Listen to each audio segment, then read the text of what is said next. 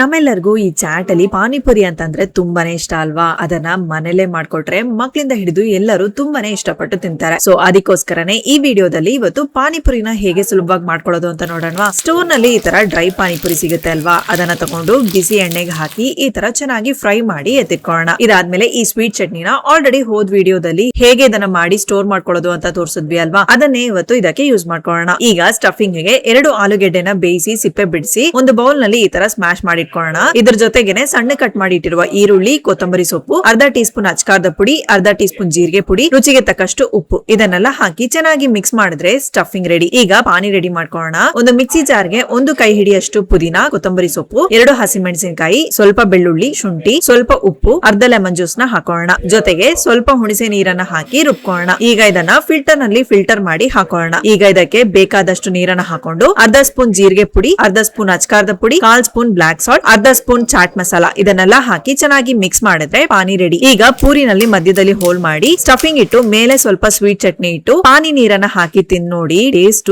ತುಂಬಾನೇ ಚೆನ್ನಾಗಿರುತ್ತೆ. ಖಂಡಿತ ಇದನ್ನ ಟ್ರೈ ಮಾಡಿ. ಹೇಗಿತ್ತು ಅಂತ ಕಮೆಂಟ್ ಬಾಕ್ಸ್ ನಲ್ಲಿ ಕಮೆಂಟ್ ಮಾಡಿ. ಸೊ ಈ ವಿಡಿಯೋ ಇಷ್ಟವಾಗಿದ್ರೆ ಲೈಕ್ ಮಾಡಿ. ಫುಡಿ ಕನ್ನಡನ ಫಾಲೋ ಮಾಡಿ.